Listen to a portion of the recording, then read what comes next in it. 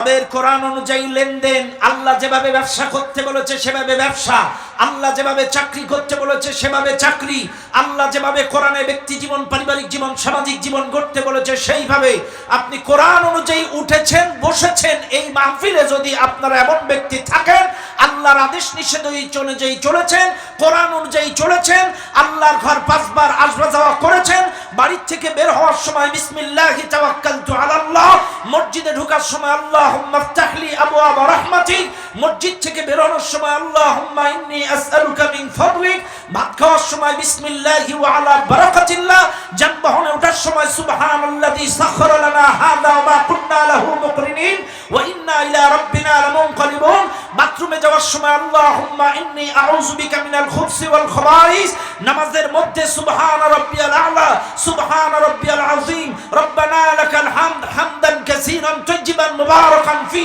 আপনার সব জায়গায় যদি আল্লাহ আল্লাহ আল্লাহ আল্লাহ আল্লাহ আল্লাহর সাথে উঠা বসা লেনদেন যদি থাকে, আপনি কবরে জবাব দিতে পারবেন রব্বি আল্লাহ।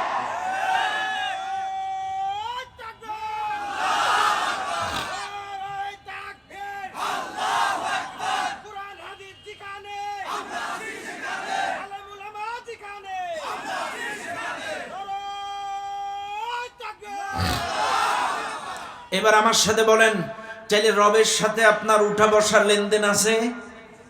বেয়াদবি মাফ করবেন। বাড়ির থেকে আসার সময় বিসমিল্লাহি তাওয়াক্কালতু আলাল্লাহ বলে এসেছেন, যানবাহনে ওঠার সময় দোয়াটা পড়েন, মসজিদে 5 বার সুবহান রাব্বিয়াল আ'লা, সুবহান রাব্বিয়াল আযীম তাসবিহগুলো পড়েন। আল্লাহর সাথে উঠা বসার লেনদেন সব সময় আল্লাহ শব্দটা আপনার সাথে আছে। যদি আল্লাহর কোরআনের আদেশ নিষেধ অনুযায়ী ওঠা বসা, চলাফেরা, ব্যক্তি জীবন, পারিবারিক জীবন, সামাজিক জীবন, গোটা জীবনে হয়, আপনি কবরে রবের পরিচয় দিতে পারবেন, অন্যথায় রবের পরিচয় দিতে পারবেন। আচ্ছা, আপনাদের রবের সাথে পরিচয় আছে না? আছে, আছে। কি রকম আছে আমি একটু মিলাই দেই, রাগ করেন না আমার কথা। আমি জাস্ট বুঝাচ্ছি কবরে প্রশ্নের জবাবটা কারা দিতে পারবে, জাস্ট বুঝাচ্ছি। বেয়াদবি মাফ করবেন, আমি প্র্যাকটিক্যাল বুঝাই। এখানে কোরআন শরীফ পড়তে পারেন কারা কারা? হাত তোলেন। আলহামদুলিল্লাহ, হাত নামান। আজকে সারাদিনে কোরআন শরীফ পড়েছেন কারা কারা? হাত তোলেন। আচ্ছা, হাত নামান। আজকে সারাদিনে অর্থ সহ কোরআন পড়েছেন কারা কারা? হাত তোলেন। বাস, হাত নামান। চাইলে কিন্তু আমি প্রমাণ দিয়ে দিলাম, একটা ছোটখাটো প্রমাণ দিয়ে দিলাম যে আজকে সারাদিনে কোরআন পড়েছে এখান থেকে এতগুলো মানুষের ভেতরে হয়তো 10 থেকে 15 জন, তাও অর্থ সহ পড়েছে 10 জন, আর এতগুলো মানুষ পড়ে নাই। তার মানে আল্লাহর সাথে আজকে সারাদিন আপনাদের কোনো কথা হয়নি। এমনও মানুষ আছেন আজকে সারাদিনে 1 ওয়াক্ত নামাজ পড়েননি, কিন্তু ওয়াজ শুনতে আসছেন। আল্লাহ তো বলেই দিয়েছে ওয়াসজুদ ওয়াকতারিব, বান্দা যখন সিজদায় যায় আমি আল্লাহ সবচেয়ে নিকটবর্তী হয়ে যায়। চাইলে বান্দা যখন সিজদায় যায় আল্লাহর সাথে কথোপকথন হয়, আল্লাহর সাথে মুআমালাত মুআশারাত হয়। চাইলে আজকে সারাদিনে 1 ওয়াক্ত পড়েননি, চাইলে তো আল্লাহর সাথে আজকে আপনার কোনো লেনদেনই হয়নি, কথাই হয়নি। কথা কয় না? বুঝেন না আমার কথা? চাইলে আল্লাহর সাথে যদি লেনদেন থাকে, কথাবার্তা হয়, চলাফেরা থাকে, ওঠা বসা হয়, চাইলেই তো আপনি রবের পরিচয় খবরে দিতে পারবেন। গত 16 বছরে একটা দল এই দেশে ছিল, নারায়ে তাকবীর আল্লাহু আকবার, এই স্লোগানটা তারা দেয় নাই, কাউকে দিতেও দিত না। রাগ করবেন না আমার কথায়, আমি জাস্ট বোঝানোর জন্য বলছি। আল্লাহ কি নির্দিষ্ট কোনো দলের, নির্দিষ্ট কোনো গোষ্ঠীর? আল্লাহ মনে হয় সরমনার, তাবলিগ জামাতের, ফুরফুরার, জামাত ইসলামের, বিএনপি, এলডিপি, লিবার পার্টি, এনসিপি। আল্লাহ কাদের? আল্লাহু আকবার মানে কি? আল্লাহ মহান, আল্লাহ বড়। চাইলে এই আল্লাহু আকবার স্লোগান গত 16 বছরে এক দলেরা দেয়নি, কাউকে দিতে দেয়নি। এই গত পরশুদিন দেখলাম এরকম একটা কলেজে একটা মেয়ে নারায়ে তাকবীর আল্লাহু আকবার স্লোগান দিচ্ছে, তারে ভুয়া ভুয়া শ্লোক এই কথা বলে তার কাছ থেকে মাইকটা কেড়ে নিয়ে তাকে লাঞ্ছিত, অপমান করলো। তো আমার প্রশ্ন হলো, 16 বছরেও যারা আল্লাহু আকবার সহ্য করিনি, দেয়নি, এখনো নতুন করে অনেকেই এই নামটা সহ্য করতে পারছেন না। চাইলে কবরে যখন প্রশ্ন করবে তোর রবকে, এই আল্লাহু আকবারে যারা বাধা দেয় এদের জবান দিয়ে রবের পরিচয় বাইর হবে না। কথা বলেন ঠিক না বেঠিক?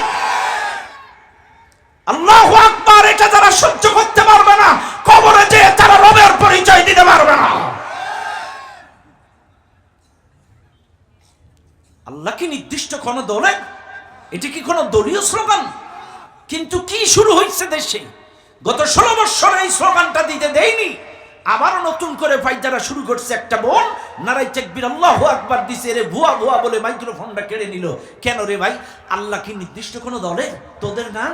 কবরে যাওয়া লাগবে না? কবরে যে রবের পরিচয় দেওয়া লাগবে না? কেমনে দিবেন? আপনি তো আল্লাহর বড়ত্বই ঘোষণা দিতে দিলেন না।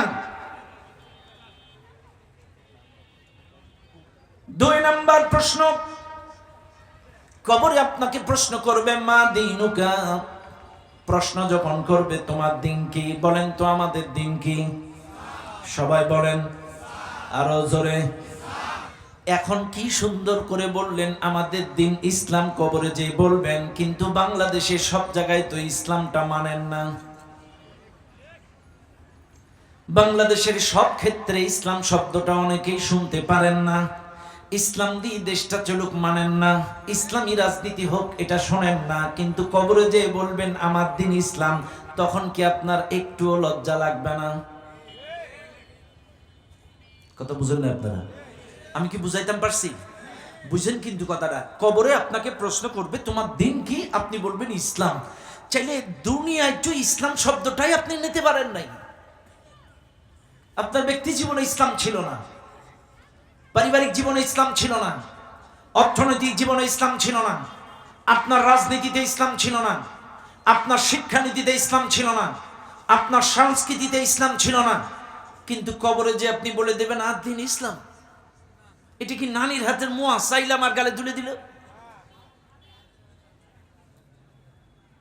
আরে কবরে যে দিন নিয়ে প্রশ্ন করা হবে, এই দিনের অর্থ ইসলাম। আর ইসলাম মানে আত্মসমর্পণ, ইসলামী জীবন ব্যবস্থা। কবরে যে দিন নিয়ে প্রশ্ন করা হবে, এই দিনের অর্থ ইসলামী জীবন ব্যবস্থা। অর্থাৎ আপনি 30 বছর, 40 বছর, 50 বছর, 60 বছর, 70 বছর, যতদিন আপনি বাঁচবেন, আপনার জীবনের অংশে যা কিছু থাকবে এর মধ্যে ইসলাম থাকা লাগবে। এবার বলেন, পরিবার কি জীবনের অংশ না কবরের অংশ? পরিবার কি জীবনের অংশ না? চাই পরিবারের মধ্যে ইসলাম থাকা লাগবে। ব্যবসা কি মরা মানুষ করে না জেতা মানুষ করে? এটা জীবিত মানুষ করে, তাহলে এটা জীবনের অংশ, তাহলে আপনার ব্যবসার মধ্যে ইসলাম থাকা লাগবে। অর্থনীতি কি জীবিত মানুষ করে চালায় নাকি মরা মানুষ চালায়? চাইলে আপনার অর্থনীতিতে ইসলাম থাকা লাগবে। আসলে বাংলাদেশে অর্থনীতিতে ইসলাম আছে? আছে আছে। আমার কথা রাগ করেন না। ইউনুস চাচা লোভ ভালো, কিন্তু ইউনুস চাচা কি লোভ ভালো। আসলে আমরা তারে সোজা হইতে দিচ্ছি না। বিশ্বাস করেন, প্রফেসর ইউনুস কি যিনি আর বললো যারা ঘুষ খাবে, দুর্নীতি করবে, আর যারা চাকরিতে ডিউটি না করবে এদেরকে বরখাস্ত করা হবে, চাকরি শেষ হয়ে যাবে। কিন্তু আমাদের দেশে সরকারি চাকরিজীবীরা তো সব ফেরেশতা, কেউ এই প্রস্তাবে রাজি হয়নি। কথা না, আমার কথা রাগ করেন না। বাংলাদেশের লোক কেউ ঘুষ টুস খায় না, খায় না কি ভাব? আমার সাথে একটু কথা বলেন তো, এখানে যাদের বাবা আছে আর যাদের বাবা নাই, আমাদের বাবা খারাপ বাবা, কাদের বাবা খারাপ বাবা একটু হাত তুলবেন। কারোর বাবা খারাপ না। আচ্ছা, যাদের বাবা ভালো বাবা তারা একটু হাত তুলেন। যাদের বাবা ভালো বাবা, যারা হাত তুলবেন না মনে করবে আপনার বাবা খারাপ। ভালো নেই, আছে, সবাই তুলবেন। ছিল তো। যাদের বাবা ভালো বাবা, সবার বাবা কি? সবার বাবা হাত নামান। এবার আমার সাথে বলেন, সবার বাবা ভালো বাবা, তাহলে ঘুষ খায় কার বাবা? কথা বুঝেন না? সবার বাবা ভালো বাবা, তাহলে ঘুষ খায় কার বাবা? সিম্পল। আমি বোঝানোর জন্য বলছি কথাটা। চাইলে বোঝা গেল আমার অর্থনীতিতে ইসলাম নেই, কারণ আমি নামাজ পড়ি, আমি দাড়ি রেখেছি, আমি টুপি পরেছি, কিন্তু নামাজ পড়ি, কিন্তু ঘুষও খায়। তার মানে আমার ইসলাম শুধু মসজিদে, অর্থনীতিতে নেই। কথা কান না? ব্যাস। এবার আসেন, রাজনীতিতে ইসলাম আছে? হ্যাঁ, নেই। নেই। কে কইছে আপনার রাজনীতিতে ইসলাম আছে? আপনি ইসলামী রাজনীতি করেন, তাহলে কি করে আপনার রাজনীতি আছে? আপনি তো ইসলামী রাজনীতি করেন না। আপনি তো বলেন ইসলাম এক জিনিস, রাজনীতি আর এক জিনিস। ইসলাম এক জিনিস, রাজনীতি আর এক জিনিস। ইসলামের মধ্যে রাজনীতি নাই, ইসলামের সাথে রাজনীতি কোনো সম্পর্ক নাই। আরে কপাল পোড়া মুসলমান, আমি বুঝে আসে না। দাড়িটা রসুলের বিশ্বাস করে, টুপিটা রসুলের বিশ্বাস করে, পাঞ্জাবিটা রসুলের বিশ্বাস করে, কিন্তু রসুল যে 10টা বছর দেশ চালাইছে এইটা মানে না। কথা হয় না? রাসূল যে 10টা বছর কোরআন দিয়ে দেশ চালাইছে এইটা মানে না। তা রাসূল যদি রাজনীতি না করবে 10 বছর কোরআন দিয়ে দেশ চালালো কি করে? আবু বকর চালালো কিভাবে? ওসমান চালালো কিভাবে? আলী রাদিয়াল্লাহু চালানো কিভাবে চালালো? এবার আসেন আপনাদেরকে একটু সহজ পন্থায় বুঝাই দেই। আপনারা কি জান্নাতে যেতে চান? সবাই চান? সবাই চান? এবার আসেন, মনে করেন নির্বাচনের 1 সপ্তাহ বাকি। আমি বিশ্বাস করেন কোন পক্ষপাতিত্ব বা দলাদলির বক্তব্য দিতে আমি আসি নাই, জাস্ট বোঝানোর জন্য বলছি। যারা রাজনীতিতে ইসলাম আছে কি নাই এটা জাস্ট বোঝানোর জন্য বলছি। নির্বাচনের 1 সপ্তাহ বাকি, মোড়ে মোড়ে নির্বাচনী অফিস, ওই মোড়ে একটা অফিস, ওই মোড়ে একটা অফিস, ওই মোড়ে একটা অফিস, মোড়ে মোড়ে নির্বাচনী অফিস। অথচ 16 বছরে এটা ছিল না। ছিল না কি বাবা? 16 বছরে তো ভোটই হয়নি, কিন্তু নির্বাচনের সময় মোড়ে মোড়ে নির্বাচনী অফিস থাকে। দলীয় নেতাকর্মীরা মিছিল মিটিং করে আসে, এখানে চা কফি পান বিড়ি সিগারেট খায়। কথা ঠিক না বেটি? জাস্ট বোঝানোর জন্য বলছি। আমি বাংলাদেশের কোনো দলাদলি বা পক্ষপাতিত্ব বলবো না, জাস্ট বোঝানোর জন্য বলছি। আমার বাজানের গায়ে আছে একটা জ্যাকেট। কি আছে? জ্যাকেট। কি সুন্দর জ্যাকেট। আর আমার বাজান হুজুরের গায়ে আছে একটা চাদর। এখন বাংলাদেশের 2 পার্টি, একটা হলো জ্যাকেট পার্টি, একটা চাদর পার্টি। আপত্তি নাই তো কোনো? কারণ আমি কোনো দোষের দলাদলির কথা বলবো না। নতুন 2 দল, একটা জ্যাকেট পার্টি, একটা চাদর পার্টি।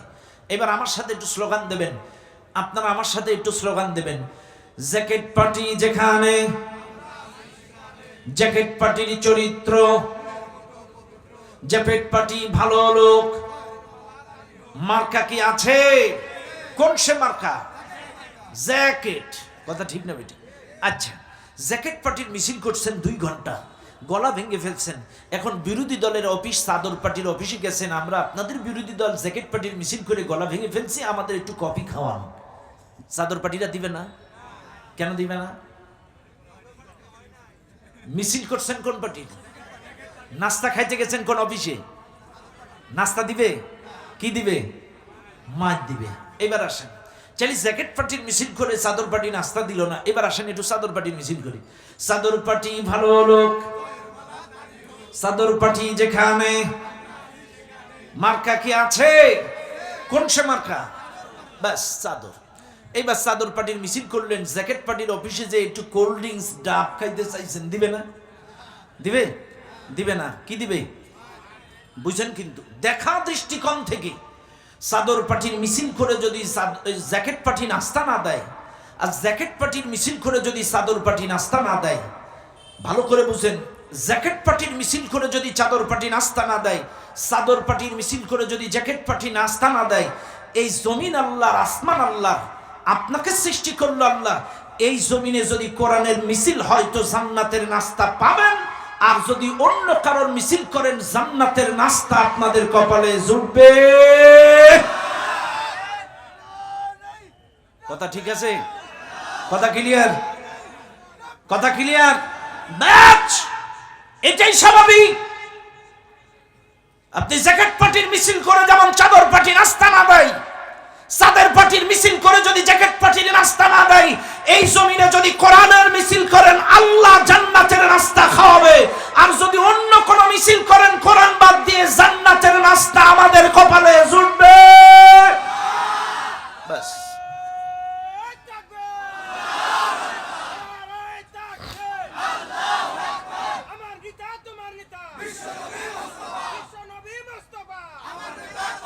এবার বলেন, চাইলে কবরে যে 2 নাম্বার প্রশ্ন করবে, তোমার দিন কি? এই দিন শব্দের অর্থ ইসলাম। আর এই ইসলাম কি শুধু মসজিদে থাকবে, মাদ্রাসায় থাকবে, খানকায় থাকবে? পারিবারিক জীবনে রাখা লাগবে না? অর্থনৈতিক জীবনে রাখা লাগবে না? রাজনৈতিক জীবনে ইসলাম থাকা লাগবে না? আপনার জীবনে গোটা জিন্দেগিতে যদি ইসলাম থাকে, আপনি জবাব দিতে পারবেন কবরে দীনিয়াল ইসলাম। বাস, 2 নাম্বার প্রশ্ন শেষ। 3 নাম্বার প্রশ্ন কবরে, মা তাকুলু ফির রাজুল আল্লাযী বুইতা ফীকুম। আপনার কবরের মধ্যে রাসূলুল্লাহর প্রতিচ্ছবি আপনাকে দেখানো হবে, রাসূলকে আপনার সামনে ধরা হবে, রাসূলুল্লাহর প্রতিচ্ছবি আপনার সামনে উপস্থাপন করা হবে। ও কবরের মাইয়িত, ও আল্লাহর বান্দা, এই মানুষটাকে চিনো নাকি? এই মানুষটার নাম কি? এই মানুষ সম্পর্কে তোমার ধারণা কি? তোমার মতামত কি বলো? এই মানুষটাকে কবরে চিনতে পারবে তারা, এই মানুষটাকে বলতে পারবে তারা, এই দুনিয়ার জিন্দেগিতে এই মানুষটার অনুসরণ অনুকরণ করেছে যারা, এই দুনিয়ার জিন্দেগিতে রাসূলুল্লাহর ইত্তেবা অনুসরণ অনুকরণ করেছে যারা, রাসূলুল্লাহর তরিকা মোতাবেক চলেছে যারা, রাসূলকে সুরতে সিরাতে গোটা জিন্দেগিতে অনুসরণ অনুকরণ ইত্তেবা করেছে যারা, কবরের মধ্যে এই মানুষটাকে চিনতে পারবে তারা। এইবার আপনারা বলেন তো, এই সাতমহরের মুসলমান রাসূলকে যে চিনতে পারবেন তার একটু প্রমাণ নেই? আপনাদের কি রাসূলের প্রতি ঈমান আছে? আছে আছে আছে রাসূলের প্রতি ঈমান আছে?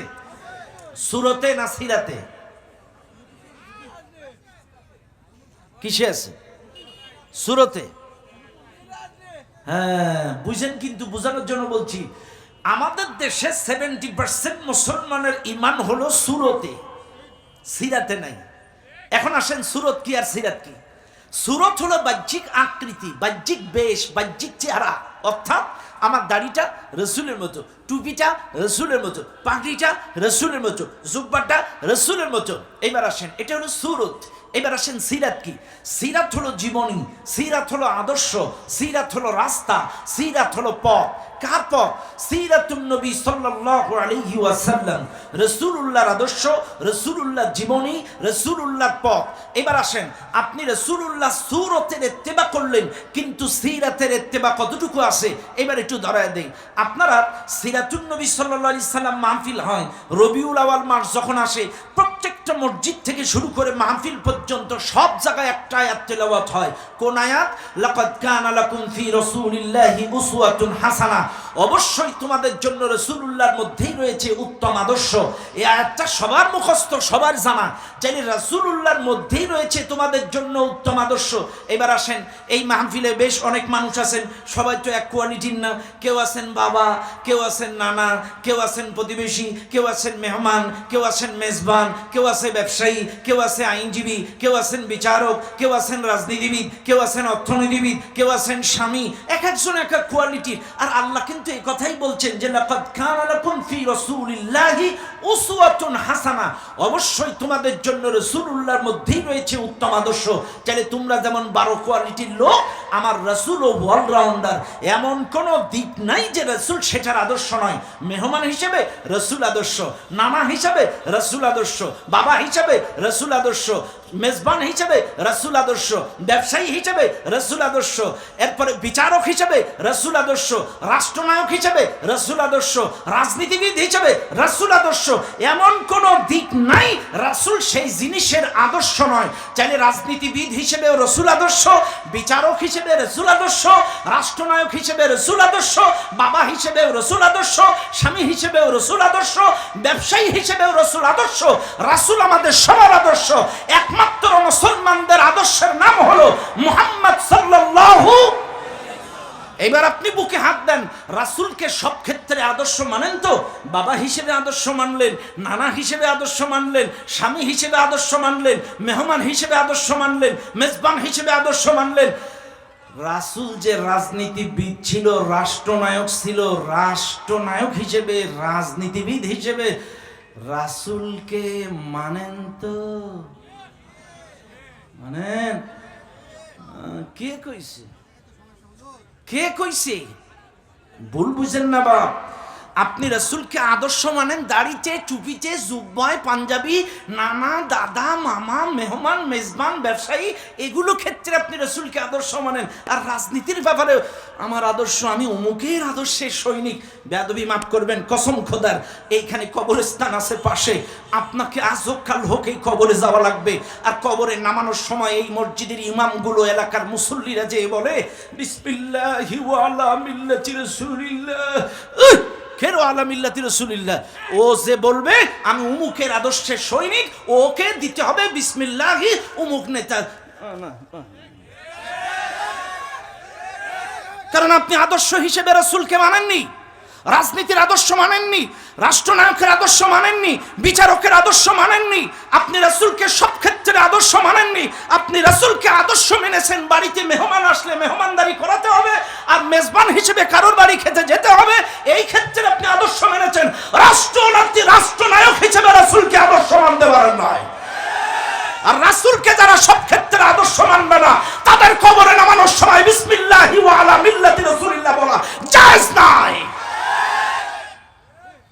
যে আদর্শের সৈনিক হবে তাকে সেই নামেই মাটি দেওয়া লাগবে। আর আপনি যদি রাসূলের আদর্শের সৈনিক হন, রাসূলকে মডেল মানেন, আপনার দাড়িতে যদি রাসূল থাকে, আপনার চুল কাটায় যদি রাসূল থাকে, আপনার লেবাসে পোশাকে যদি রাসূল থাকে, আপনার ব্যবসায়িক আদর্শের মধ্যে যদি রাসূল থাকে, আপনার রাজনৈতিক আদর্শের ভিতরে যদি রাসূল থাকে, চাইলে বিসমিল্লাহি ওয়া আলা মিল্লাতি রাসূলিল্লাহ আলহামদুলিল্লাহ, আমার কোনো আপত্তি নেই। আপনি আদর্শ মানবেন আর একজনের, আর রাসূলের নামে মিথ্যা কথা বলে মাটি চাপা দেবেন, বিসমিল্লাহি ওয়া আলা মিল্লাতি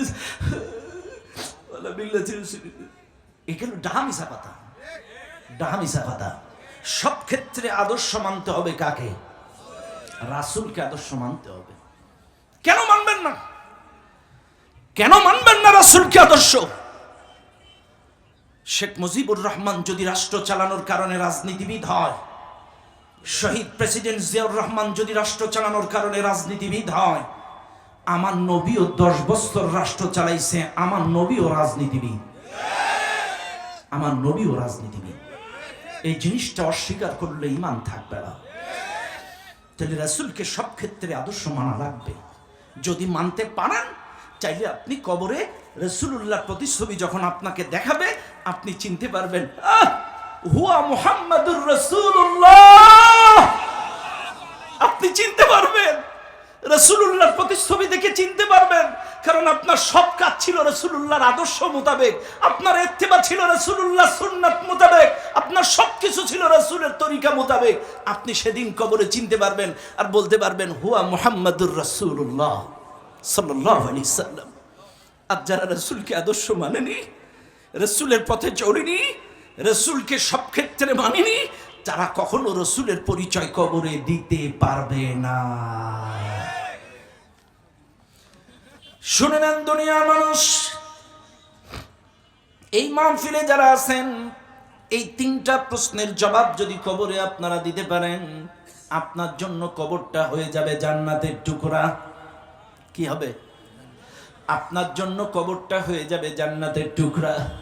হাদিসের মধ্যে এসেছে আপনাকে ইল্লিয়িন নামক একটি স্টেশনে রাখা হবে, কিয়ামত পর্যন্ত ইল্লিয়িনে আপনাকে রাখা হবে। আর এই ইল্লিয়িনের সঙ্গে জান্নাতের একটা জানালা খুলে দেওয়া হবে, জান্নাতের সঙ্গে একটা সুড়ঙ্গ এই ইল্লিয়িনের করে দেওয়া হবে। জান্নাতের আলো বাতাস নাজ নিয়ামত এই ইল্লিয়িনের মধ্যে আসবে, সুড়ঙ্গ করে দেওয়া হবে। ও দুনিয়ার মানুষ, আর যে বাজার 3টা প্রশ্নের জবাব দিতে পারবে না, কবরের 3টা প্রশ্নের জবাব যারা দিতে পারবে না, তাদেরকে নেওয়া হবে সিজ্জিনে। জবাব কি কি? 1 নাম্বার আল্লাহর পরিচয়, আল্লাহর সাথে যাদের উঠা বসা নেই, লেনদেন নেই, কোরআন অনুযায়ী চলা নেই, ফেরা নেই, কোরআনের আইন মানে না, কোরআন অনুযায়ী চলে না, তারা আল্লাহর পরিচয় দিতে পারবে না। 2 নাম্বার, জীবনের সব ক্ষেত্রে যারা ইসলাম মানে নাই, তারা দিন শব্দের অর্থ বলতে পারবে না। 3 নাম্বার, রাসূলকে যারা আদর্শ হিসেবে সব ক্ষেত্রে মানতে পারে নাই, তারা কবরে 3 নাম্বার প্রশ্নের জবাব দিতে পারবে না। আর 3 নাম্বার প্রশ্ন, এই 3টে প্রশ্নের জবাব যদি দিতে না পারো, তোমাকে এমন একটা স্টেশনে নেওয়া হবে, স্টেশনটার নাম হবে সিজ্জিন। এই সিজ্জিন নামক স্টেশনে তোমাকে রাখা হবে। এই সিজ্জিনের সাথে জাহান্নামের একটা সুড়ঙ্গ করে দেওয়া হবে। সিজ্জিনের সাথে জাহান্নামের সাথে একটা সুড়ঙ্গ করে দেওয়া হবে। জাহান্নামের আযাব গজব চিৎকার এখানে আসবে। শুধু তাই নয়, এই কবরের মধ্যে ওই সিজ্জিন নামক স্টেশনের মধ্যে একজন ব্যক্তির জন্য 99টা সাপ বরাদ্দ করা হবে। একটা সাপের 7টা করে মাথা হবে। 3 নামের সাপ, একজন ব্যক্তির জন্য 7টা করে সাপ। এই 99টা সাপ, একটা সাপের 7টা করে মাথা। এই পাবনার মুসলমানেরা এক মাথাওয়ালা সাপ দেখলেই কাপড় চুপড়ে হয়ে যায়। আপনার কবরের মধ্যে 99টা সাপ থাকবে, একটা সাপের 7টা করে মাথা। ওই সাপগুলো এমন ভাবে দংশন করবে, গোটা দেহের রক্ত মাংস ঝলসে যাবে, আবার পুনর্গঠন করা হবে, আবার সবল মারবে, আবার ঝলসে পড়ে যাবে, আবার পুনর্গঠন হবে। কিয়ামত পর্যন্ত 99টা সাপ আপনাকে দংশন করতে থাকবে। ও মুসলমানেরা, এই জন্য আজকের এই মাহফিলে যারা আছেন সকলকে বলে যায়, কে কোথায় আছেন, কোথায় যাচ্ছেন, কার পিছনে ঘুরছেন, কোথায় ছুটছেন, একটা বার চিন্তা করেন কবরের জন্য কতটুকু প্রস্তুতি আপনার আছে, কতটুকু প্রিপারেশন আপনাদের আছে, কার পিছনে ছুটছেন, কোথায় যাচ্ছেন। ফিরে আসুন।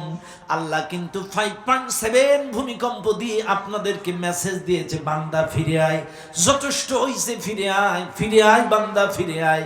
ফামান তাবা মিন বাদি যুলমিহি ওয়া আসলাহা ফাইন্নাল্লাহা ইয়াতুবু আলাইহি। বান্দা যদি জুলুম করার পরে যদি ভুল বুঝতে পারে, ভুল স্বীকার করে, অনুতপ্ত অনুশোচিত হয়ে যদি তওবা করে ফিরে আসে আল্লাহর দিকে, আল্লাহ বান্দাকে মাফ করে দেবে। ফিরে আসেন ভাইরা আমার। আজকের এই কবরস্থানের উদ্দেশ্যে মাহফিল, আপনাদেরকে কবরের 3টা সওয়াল জবাব সম্পর্কে সংক্ষিপ্ত ধারণা আপনাদের দিলাম। চাইলে এই প্রস্তুতি কি নেওয়া লাগবে না লাগবে না? নিবেন আপনারা? নিবেন ইনশাল্লাহ?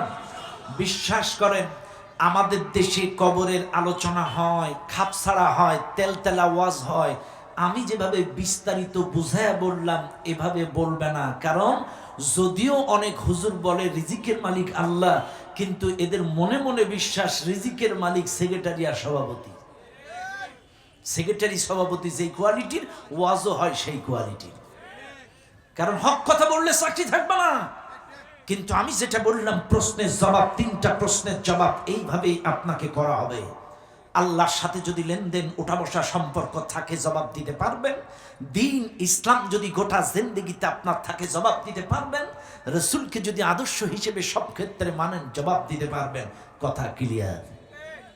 এবার আসেন, আমি এটা সংক্ষিপ্ত একটু ধারণা দিলাম। আমার ইউসুফ ভাই বলল, হুজুর কবরস্থানের উদ্দেশ্যে মাহফিল, কবর নিয়ে কেউ ওয়াজ করে না, তাই একটু কবরের 3টা প্রশ্ন নিয়ে আপনাদেরকে একটু বলে গেলাম। তবে আপনাদেরকে বলে যাচ্ছি, আপনাদের আপনজন, প্রিয়জন, কলিজার টুকরা মানুষ এই কবরস্থানগুলোতে ঘুমিয়ে আছে। বিশ্বাস করেন, গোটা বাংলাদেশে ঘুরি, সব জেলায় যৌথ কবরস্থান নাই, ব্যক্তিগত কবরস্থান, অন্যথায় সরকারি কবরস্থান। কিন্তু এই পাবনা জেলা, সিরাজগঞ্জ জেলায়, উত্তরবঙ্গে নাটোর টাটোর বেশ কিছু জেলাতে আমি দেখি 12-13 গ্রাম মিলে কবরস্থান, 8 গ্রাম মিলে কবরস্থান, 2 গ্রাম মিলে কবরস্থান। এগুলো খুব ভালো একটা লক্ষণ, এটা খুবই ভালো। আমাদের দক্ষিণেও যৌথ কবরস্থান নাই, এটা আপনাদের এই এলাকায় আছে, আমি খুব খুশি। কারণ এই যৌথ কবরস্থান হইলে আলহামদুলিল্লাহ কেউ না কেউ প্রতিদিন কবর জিয়ারত করতে আসে। আর পারিবারিক কবরস্থানে বছরের পর বছর চলে যায়, কেউ কবরস্থানের দিকে ফিরেও তাকায় না, কেউ ফিরেও তাকায় না। এর জন্য যৌথ কবরস্থান হলে কেউ না কেউ একদিন নেয়, আজ প্রতিদিন প্রতি জুম্মায় কেউ না কেউ এসে কবর দোয়া করে।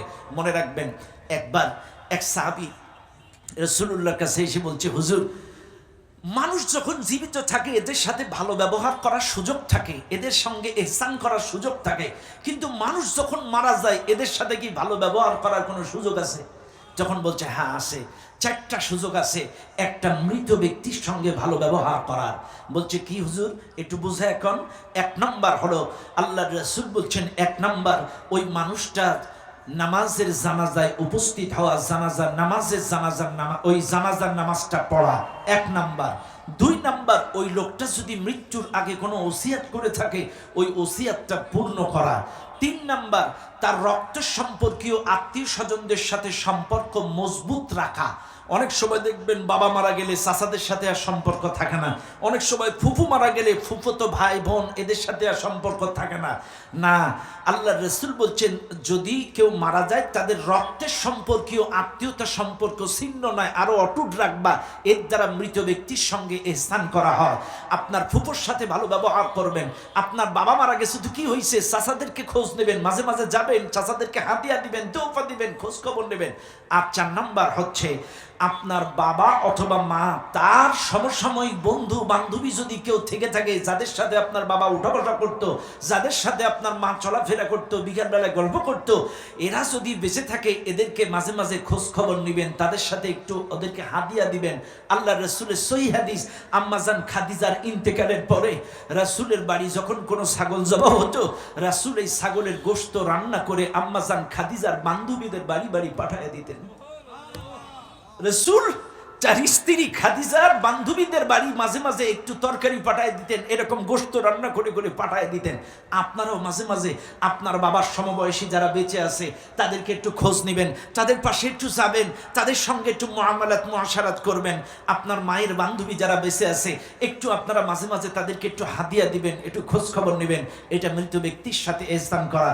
আর সবচেয়ে বড় বিষয় হলো এদেশের মানুষ বড্ড চালাক, এদেশের মানুষ বড্ড চালাক। বিশ্বাস করেন, আপন মা বাবা মারা গেলে সবচাইতে যেটা বিদ্যুতের গতিতে কাজে লাগবে সেটা হলো আপন সন্তানেরা, রক্তের সম্পর্কীয় আত্মীয়রা দোয়া করলে, চোখের পানি ফেলে যদি সন্তানেরা দোয়া করে, বিদ্যুতের গতির ন্যায় এর আগেও আপনার দোয়া কবুল হয়ে যাবে। আর 2 নাম্বার, আপনি যদি আপনার মৃত মা বাবার নামে যদি মসজিদে অথবা মাদ্রাসায় বা সাদাকায় জারিয়া কিছু করে যান, সাপোজ আপনার মা নাই, আপনার বাবা নাই, এখন আপনি আপনার মা বাবার জন্য কিছু করতে পারছেন না, কি করবেন? আপনি মসজিদের অজুখানাটা বানায় দেন, আপনি মাদ্রাসার অজুখানাটা বানায় দেন, মাদ্রাসায় 10 ব্যাগ সিমেন্ট দেন, 10 বস্তা চাউল কিনে দেন।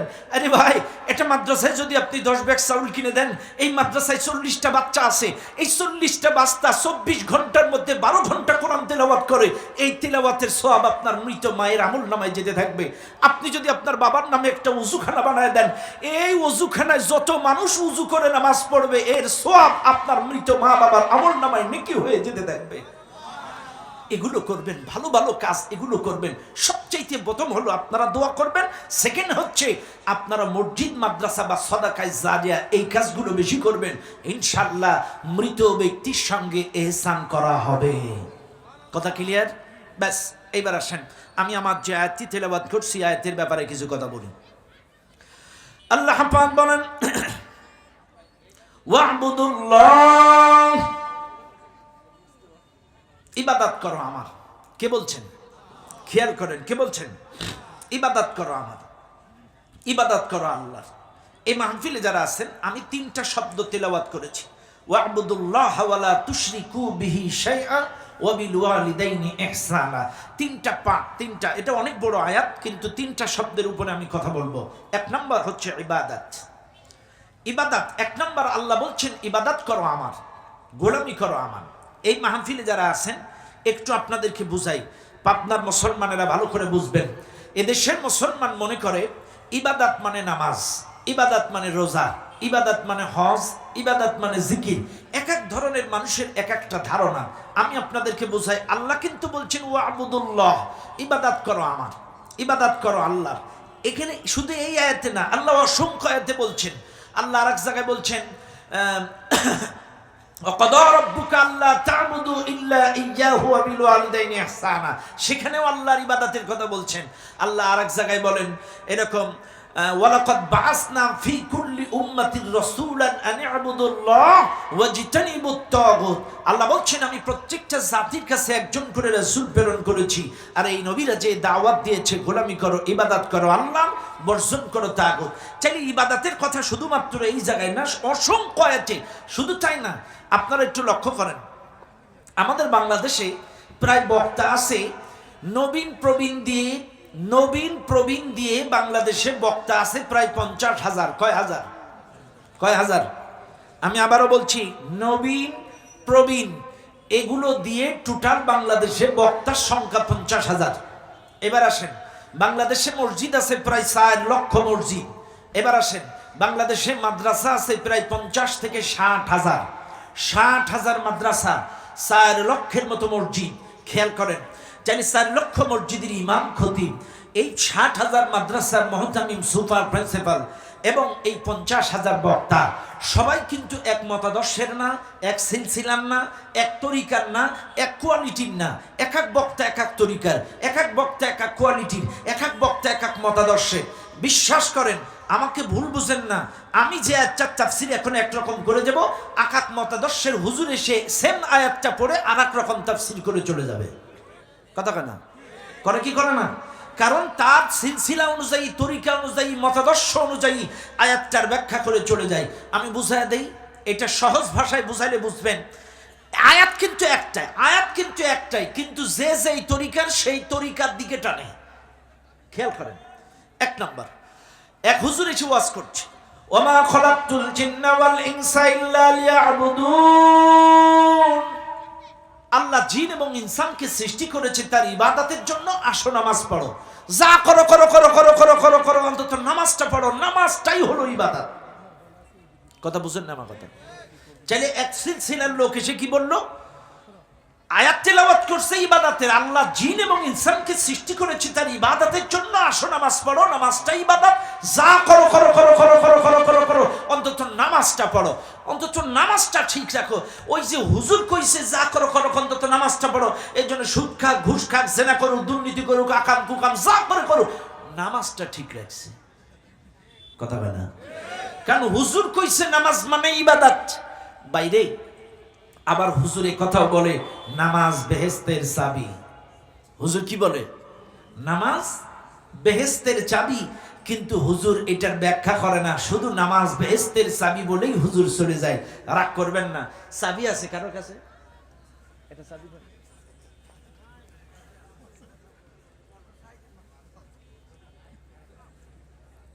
হুজুর একেবারে দিলেন? চাবি আছে আলহামদুলিল্লাহ। এই যে চাবি পাইছি, আরে কতগুলো চাবি, খেয়াল করেন। আলহামদুলিল্লাহ, আমি জাস্ট বোঝানোর জন্য চাবিটা চাইছি। অনেকেই বুঝান নামাজ বেহেশতের চাবি, এতটুকু বলে ওয়াজ শেষ। কিন্তু বিশ্বাস করেন, নামাজ বেহেশতের চাবি, অর্থাৎ সোজা অংশটা নামাজ, সোজা অংশটা নামাজ। আর এখানে 1 2 3 4 5 6 7 8 9 10 11 12 13 14টা ঘাট আছে দুই পাশে। কয়টা ঘাট? উষা নিচা 14টা ঘাট আছে। সোজা অংশটা চাবি আর দুই পাশে 14টা ঘাট, অর্থাৎ সোজা অংশটা নামাজ আর এই 14টা ঘাট হলো উদখুলু ফিস সিলমি কাফা, অর্থাৎ হারাম, হালাল, সুদ, ঘুষ, জেনা, বেবিচার, হজ, যাকাত, অর্থনীতি, রাজনীতি, সমাজনীতি, শিক্ষানীতি সবকিছু মিলাই 14টা ঘাট আর সোজা অংশটা নামাজ। যদি এই নামাজ ঠিক থাকে আর সাথে সাথে পরিপূর্ণ ইসলাম, আপনি সুদ, ঘুষ, জেনা, বেবিচার, হজ, যাকাত, রোজা সবকিছু মানেন আর সাথে সালাত, চাবির মধ্যে বিসমিল্লাহ বলে দিবেন, তালা খুলবে। কিন্তু শুধুমাত্র আপনি নামাজ পড়েন কিন্তু হারাম হালাল বাছেন না, জেনা বেবিচার বাদ দেন না, পরকীয়া বাদ দেন না, রোজা থাকেন না, হজ করেন না, যাকাত দেন না, ইসলামী আন্দোলন করেন না, আপনার পরিপূর্ণ ইসলাম ঠিক নাই, উদখুলু ফিস সিলমি কাফা ঠিক নেই। আপনি নামাজ পড়েন কিন্তু ঘাট নেই। এবার বলেন, যে চাবির ঘাট থাকে না, এটা আমাদের গ্রামের ভাষায় বলা হয় ভূতা চাবি। এবার বলেন, ভূতা চাবি দিয়ে কি তালা খোলে? আরো জোরে কান খোলে? চাইলে বোঝা গেল এই দেশে নামাজও পড়ে সুদ খায়, নামাজও পড়ে ঘুষ খায়, নামাজও পড়ে ইসলামের বিরোধিতা করে, নামাজও পড়ে ইসলামী আন্দোলনের বিরোধিতা করে। তার মানে ওদের কাছে জান্নাতের তালার চাবি আছে কিন্তু ঘাট নাই। আর যাদের তালার চাবির ঘাট নাই ওরা গুতাগুতি করবে কিন্তু জান্নাতের কিন্তু হারাম হালাল বাসেনি, দুর্নীতিবাদ দেয়নি। কথা কেনা? কথা কেনা? এই যে ম্যাডাম যিনি পালায় গেছে, উনি নামাজ পড়েনি, কোরআন পড়েনি, কিন্তু এক ব্যাংকে পাওয়া গেছে 832 ভরি স্বর্ণ।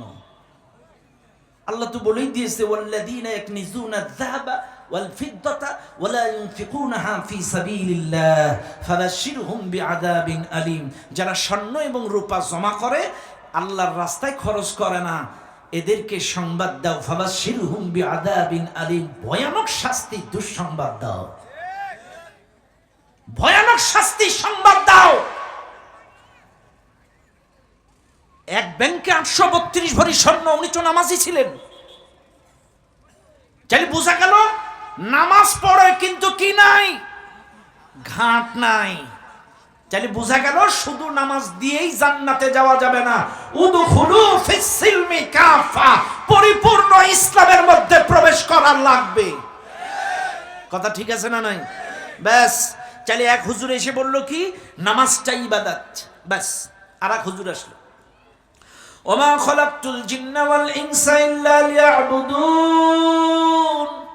আল্লাহ জিন এবং ইনসানকে সৃষ্টি করেছে তার ইবাদতের জন্য। আসো জিকির করি, জিকির করে মসজিদের দেওয়াল কাঁপাই, জিকির করাটাই ইবাদত।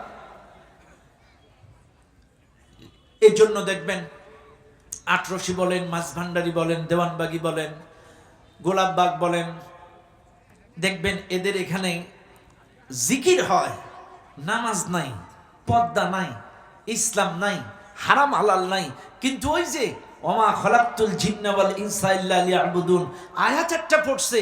ইবাদত মানে জিকির, জিকির করলেই, জিকির ফিকিরে থাকলেই আল্লাহকে পাওয়া যায়। এই যে মাঝভান্ডারের মইনুল ইসলাম, ও কিন্তু কামেল পাশ মাওলানা। এক সাংবাদিক যে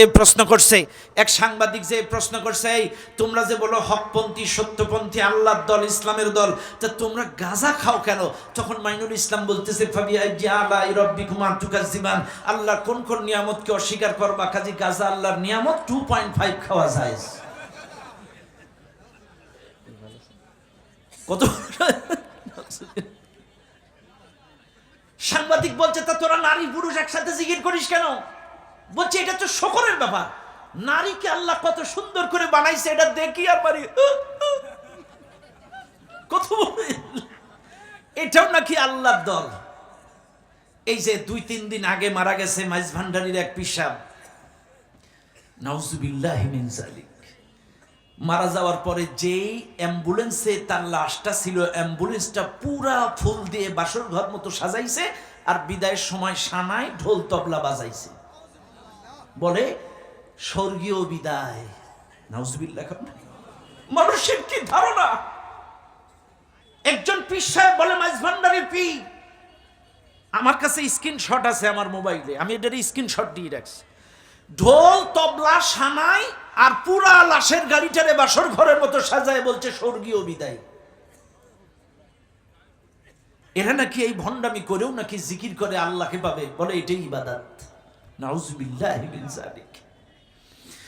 ও দুনিয়ার মানুষ, কথায় কথা বেড়ে যায়, বোঝানোর জন্য বলছি মুসলমানেরা। তাহলে কেউ বলছে ইবাদত মানে নামাজ, কেউ বলছে ইবাদত মানে জিকির, কেউ বলছে ইবাদত মানে পীরের মুরিদ, কেউ বলছে ইবাদত মানে শুধুমাত্র এগুলো করা। এবার আসেন আপনাদেরকে বোঝাই। আল ইবাদাহ এর অর্থ হচ্ছে গোলামি করা, এর অর্থ হলো দাসত্ব করা, এর অর্থ হলো নত হওয়া, এর অর্থ হলো অনুসরণ করা, এর অর্থ হলো এক আল্লাহর আদেশ আর নিষেধের গোলামি করা, দাসত্ব করা। আল্লাহ যেটা আদেশ করেছে সেটা মানবো, যেটা নিষেধ করেছে সেটা বর্জন করব।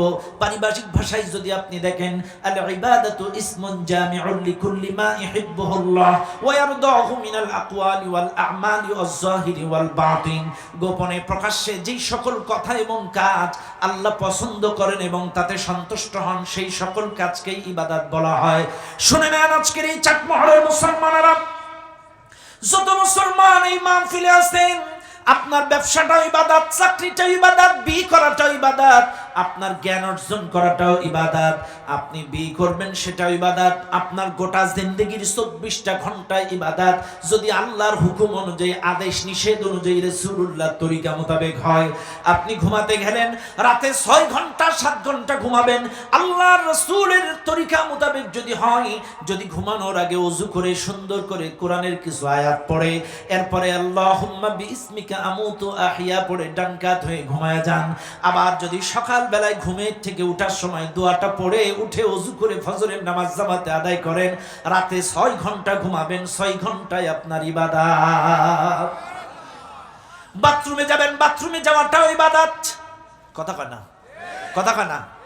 বাথরুমে যাবেন, বাথরুমে যাওয়াটাও ইবাদত। যদি রাসূলুল্লাহর তরিকা মোতাবেক যান, টয়লেটে ঢোকার আগে যদি সুন্দর করে পড়ে নিতে পারেন আল্লাহুম্মা ইন্নী আউযু বিকা মিনাল খুবসি ওয়াল খাবাইথ, সুন্দর করে দোয়াটা পড়ে যদি বাম পাও দিয়ে ঢোকেন, নির্দিষ্ট সময়ে ঢেলাকুলুপ ব্যবহার করে পবিত্রতা অর্জন করে যদি, আবার যদি গুফরানাকা আলহামদুলিল্লাহিল্লাযী আযহাবা আন্নিল আযা ওয়া আফানি দোয়াটা পড়ে যদি বের হয়ে যেতে পারেন, আপনি যে টয়লেটের মধ্যে 10 মিনিট ছিলেন এটাও আপনার ইবাদতের মধ্যে গণ্য হয়ে যাবে। এটাই ইবাদত। আপনি বিয়ে করবেন, বিয়ে করাটা ইবাদত। বলবেন হুজুর নামাজ রোজা ইবাদত শুনছি, কিন্তু বিয়ে করাটা ইবাদত হয় কেমনে? আপনি একটু বুঝায় করেন। হ্যাঁ, আপনার বিয়ে করাটা ইবাদত যদি আপনার উদ্দেশ্য হয় আমি প্রাপ্তবয়স্ক, আমি আমার চরিত্র হেফাজতের জন্য বিয়ে করছি, চরিত্র হেফাজতের জন্য বিয়ে করছি, আর আমার ওয়াইফের মাধ্যমে আমার বৃদ্ধ মা বাবার খেদমত করাবো, আমি শরীয়তের বিধিবিধান মোতাবেক চলবো, আমার বিবিকেও শরীয়তের বিধিবিধান মোতাবেক চালাবো, আপনার বিয়ে করাটা ইবাদত। আপনার জ্ঞান অর্জন করাটা ইবাদত। আপনি যে জ্ঞান অর্জন করেন, লেখাপড়া করেন, জ্ঞান অর্জন করেন, এটাই ইবাদত। কেমনে ইবাদত? হ্যাঁ, আপনার উদ্দেশ্য হবে জ্ঞানের আলোয় আমি নিজেকে আলোকিত করব, জ্ঞানের আলোয় আমি আমার গ্রামকে আলোকিত করব, জ্ঞানের আলোয় আমি আমার দেশকে আলোকিত করব, জ্ঞানের আলোয় আমি আমার রাষ্ট্রকে এই পৃথিবীতে আলোকিত করব। আপনার জ্ঞান অর্জন করাটাও ইবাদত। মনে রাখবেন, তাই বলে সব জ্ঞান না। জিবরাইল আলাইহিস সালাম আসলেন, বলছে পড়ো, ইকরা পড়ো, ইকরা পড়ো, ইকরা পড়ো, পড়ো। এবার বলছে ইকরা বিসমি রাব্বিকাল্লাযী খলাক। বলছে হ্যাঁ, এবার ঠিক আছে পড়বো। ইকরা যখন পড়ছে রাসূল পড়ে নাই। যখন বলছে পড়ো তোমার প্রভুর নামে যিনি তোমাকে সৃষ্টি করেছেন, যখন বলেছে প্রভুর নামে পড়ো তখন পড়ছে। বেয়াদবি মাফ করবেন, বোঝানোর জন্য বলছি। যখন বলছে খালি পড়ো, আর এই খালি পড়ার মধ্যে এখানে আউল বাউল সাহিত্য এটা ওটা সব পড়া হয়ে যেতে পারে, কিন্তু যখন বলবে ইকরা বিসমি রাব্বিকাল্লাযী খলাক, প্রভুর নামে পড়ো, মনে রাখবেন এই দেশে যারা প্রভুর নামে পড়েছে, এই দ্বীনি ইলম যারা অর্জন করেছে, এরা সুদ খায় না, এরা ঘুষ খায় না, এরা দুর্নীতি করে না, এরা মানুষের নামে মিথ্যা মামলা হামলা দেয় না, এরা মানুষকে ঠকায় না, মা বাপকে গালি দেয় না, এরা মানুষের উপরে অত্যাচার অন্যায় অবিচার করে না। যারা শুধু পড়েছে, এর নামে পড়েছে, তারাই দুর্নীতি করে। কথা বলেন ঠিক না বেটে? প্রভুর নামে যারা পড়েছে, ইকরা বিসমি রাব্বিকাল্লাযী খলাক, মনে রাখবেন ঈমান আনলেই তাকে ঈমানদার বলে না। ঈমান চার প্রকার: ইলমুল ইয়াকিন, আইনুল ইয়াকিন, ইয়াকিনুন বিল গায়ব, বাসুল ইয়াকিন। আমি আবারো বলছি, ইলমুল ইয়াকিন, আইনুল ইয়াকিন, ইয়াকিনুন বিল গায়ব, বাসুল ইয়াকিন। ঈমান হলো চার প্রকার। এক নাম্বার ঈমানই হচ্ছে ইলমুল ইয়াকিন। ইলমুল ইয়াকিন ইলমের মাধ্যমে ঈমান, এলেমের মাধ্যমে, জ্ঞানের মাধ্যমে ঈমান। কারণ যে ঈমানটা এমনি এমনি আসে, ওইটা কচুর পাতার পানির মতো যখন তখন পানির মতো টপ করে পড়ে যেতে পারে, কিন্তু যে ঈমানটা ইসলামিক জ্ঞানের মাধ্যমে, ইলমের মাধ্যমে আসে, যে কোরআনের মাধ্যমে, হাদিসের মাধ্যমে তাহকিক তারকিব করে আল্লাহকে, আল্লাহর বড়ত্ব কি, আল্লাহর মহত্ব কি, এই কোরআনে আল্লাহ কোথায় আদেশ করেছেন, কোথায় নিষেধ করেছেন, এই জ্ঞানের মাধ্যমে যে ঈমানটা আসে, যতই ঝড় তুফান বৃষ্টি আসুক না কেন, এই ঈমানটা নষ্ট হয় না। এমনি এমনি যে ঈমানটা আসে, দেখবেন বিরাট দাড়ি, বিরাট টুপি, হঠাৎ দেখবেন কিছু নেই। কথা কানা? বিরাট দাড়ি, বিরাট টুপি হঠাৎ নেই, কারণ ওটা হঠাৎ আইছে, হঠাৎ গেছে। কিন্তু যেই ঈমানটা ইলমের মাধ্যমে আসে, জ্ঞানের মাধ্যমে আসে, এই ঈমানটা নষ্ট হয় না। এই জন্য আপনারা আপনাদের বাচ্চাদেরকে পড়াবেন, জ্ঞান অর্জন করাবেন, ইলমি দ্বীন শিক্ষা দিবেন। আমাদেরকে গোটা বাংলাদেশে গেলে আমাদেরকে বলে হুজুর একটু পিতামাতার হক নিয়ে কথা বলেন, পিতামাতার হক নিয়ে কথা বলেন, পিতামাতার হক নিয়ে কথা বলেন। আমি বলি শোনো মুসলমানেরা, আগে পিতামাতার হক না, আগে হলো সন্তানের হক নিয়ে ওয়াজ করার দরকার। কারণ প্রত্যেকটা পিতামাতা যদি তার সন্তানের হক আদায় করে, ওই সন্তান কখনো পিতামাতার হক নষ্ট করে না। প্রত্যেকটা পিতামাতার দায়িত্ব তার সন্তানদেরকে ইলমে দ্বীন শিক্ষা দেওয়া, তার সন্তানদেরকে ইলমে দ্বীন শিক্ষা দেওয়া। আরে ভার্সিটিতে তো অনেকেই পড়ে, কিন্তু উসমান হাদি কয়জন হইছে? কথা বলেন না কেন? কয়জন হইছে উসমান হাদি? অনেকেই পড়ে, কিন্তু বলে যাচ্ছি শুনে নেন, ইলমের মাধ্যমে, জ্ঞানের মাধ্যমে যারা পড়ে, তারা আল্লাহকে ভুলে না, তারা রবকে ভুলে না, তারা দেশকে ভুলে না, তারা বিক্রি হয় না। এই জন্য আপনাদের সন্তানদেরকে ইলমে দ্বীন শিক্ষা দেবেন। ওসমান হাদি কিন্তু কোরআনের হাফেজ ছিল, কোরআনের হাফেজ ছিল, সে ইলমে দ্বীন অর্জন করেছিল। এর জন্য আপনাদের বলবো, আমরা নিষেধ করি না ডাক্তার হইতে, আমরা নিষেধ করি না আমরা ইঞ্জিনিয়ার হইতে, আমরা নিষেধ করি না অ্যাডভোকেট হইতে। অবশ্যই দরকার, অবশ্যই আপনার ছেলে অ্যাডভোকেট হবে, আইনজীবী হবে, সত্যের পক্ষে লড়াই করবে। আপনার ছেলে একজন ডাক্তার হবে, আপনার মেয়ে একজন ডাক্তার হবে, এটা অবশ্যই বলি। কেন দরকার নেই? কারণ মনে রাখবেন, আমাদের মেয়েদেরও ডাক্তারি পড়ানোর দরকার। আমাদের দেশে অনেকেই ফতোয়া দেয় মেয়ে সন্তান তাড়াতাড়ি বিয়ে দাও, ডাক্তারি পড়াতে হবে না। অবশ্যই আপনার মেয়েকে ডাক্তারি পড়াতে হবে। কেন পড়াবেন? মেয়েকে ডাক্তারি কেন পড়াবেন? কারণ আপনি হাজি, আপনি পীর সাহেব, আপনি আলেম, আপনি শেখুল হাদিস, আপনি মুফতি, আপনি মুহাদ্দিস, কিন্তু আপনার বউ প্রেগনেন্ট, আপনার বউয়ের সিজার করলো পরপুরুষ ডাক্তার। লাভ কি হলো? লাভ কি হলো? আপনার বুজুর্গি গেল কই? সারা জীবন আপনার বউকে যে দেখলো না, সারা জীবন আপনার বোনকে যে দেখলো না, সারা জীবন আপনার স্ত্রীকে কেউ দেখলো না, অথচ সামান্য বাচ্চা ডেলিভারির সময় ওই পরপুরুষ ডাক্তার এসে অবশ করা ইঞ্জেকশন দিল। গেল কোথায় আপনার বুজুর্গি? কোথায় গেল আপনার বুজুর্গি? এই জন্য বলবো, আপনার মেয়েকে গাইনি ডাক্তার বানান, গাইনি সার্জারি পড়ান, আপনার মেয়েকেও কলেজে পাঠান, ডাক্তার হোক। তবে এই জামানার মতো মডার্ন আধুনিক যুগের সাথে তাল মিলিয়ে না। অবশ্যই হাত মোজা, পা মোজা, বোরকা পরে শালীনতার সঙ্গে যাবে। কথা বল না কেন? অবশ্যই শালীনতা বজায় রেখে পর্দা করে হেফাজতের সহিত সে ডাক্তার হতে হবে। কারণ ডাক্তার না হলে, বিশ্বাস করেন, আমি একবার ইন্ডিয়াতে গেছিলাম, চোখের পানি রাখতে পারি নাই। আমরা যারা বক্তা ওয়াজ করি, একটু শরীর গরম থাকে বেশি, রাস্তায় জার্নি করার কারণে, রাত জাগার কারণে শরীরটা হিট থাকে। আর যাদের শরীর গরম থাকে এদের একটু পাইলসের সমস্যা হয় বেশি। আমার প্রচণ্ড পাইলসের সমস্যা, তখন এখনও আছে, তখনও ছিল। তো আমি গেছি ইন্ডিয়াতে চিকিৎসার জন্য। যাই আমি চিকিৎসা করতে গেলাম, প্রায় 29টা সিরিয়াল ওভারটেক করে আমি গেছি। 29টা সিরিয়াল ধরে ধরে ধরে ধরে গেছি। আমার পেছনে অনেক সিরিয়াল, আমার পেছনে আছে অনেক সিরিয়াল। আমি ভেজলের চেম্বারের মধ্যে গেছি, পুরুষ ডাক্তার। ডাক্তার বলছে, হুজুর আপনার দেখাইতে হবে ক্ষত স্থানটা। আমি বললাম, না আমি দেখাইতে পারবো না। বলছে, না আপনার দেখাইতে হবে। আমি বললাম, ভাই আমি আপনার বাথরুমে যে ছবি তুলে দেখাই, আমি দেখাইতে পারবো না। বলছে, না দেখাইলে আমি চিকিৎসা করতে পারবো না। লজ্জায় আমার মাথা কাটা যায়। আমি এই ডাক্তারকে আমার লজ্জা স্থান কেমনে দেখাবো? কি করবো? লজ্জায় পড়ে, রোগের ভয়ে পড়ে আমি দেখালাম। কিন্তু আমি চিন্তা করলাম, আরে আমার পিছনে তো অনেক মেয়েরা বসে আছে লাইনে, সিরিয়ালে। আমি পুরুষ মানুষ, আমার ক্ষত স্থানটা দেখাতে পারছি না, কিন্তু আমার এই বোনগুলো তাদের এই লজ্জা স্থান কেমনে দেখাবে? আপনি বুকে হাত দেন, আপনার বউয়ের কি পাইলস নাই? আপনার স্ত্রীর পাইলস নাই? আপনার মেয়ের পাইলস নাই? চাইলে যে বলেন ডাক্তারি পড়ানোর দরকার নেই, হ্যাঁ পড়াতে হবে।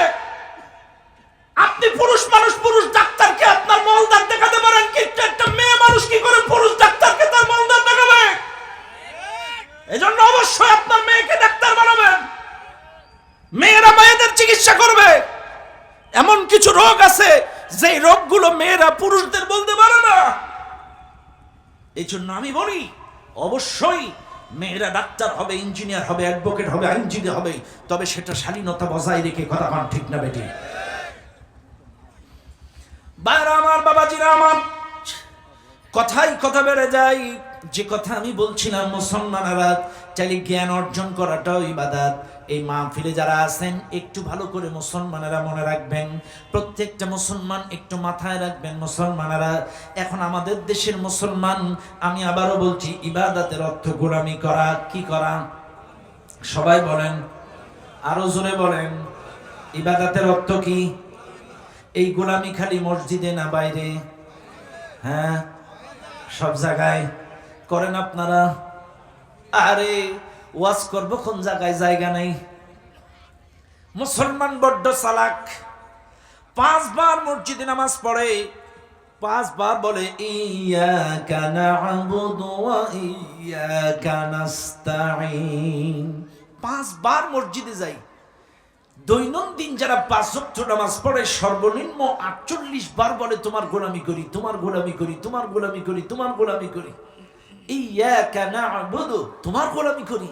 আবার দোয়া কুনুতের মধ্যে আল্লাহুম্মা ইয়াকা না'বুদু, দোয়া কুনুতের মধ্যে বলছে তোমার গোলামি করি। চাইলে এরকম আরো অসংখ্য গোলামির আয়াত পড়তেছে।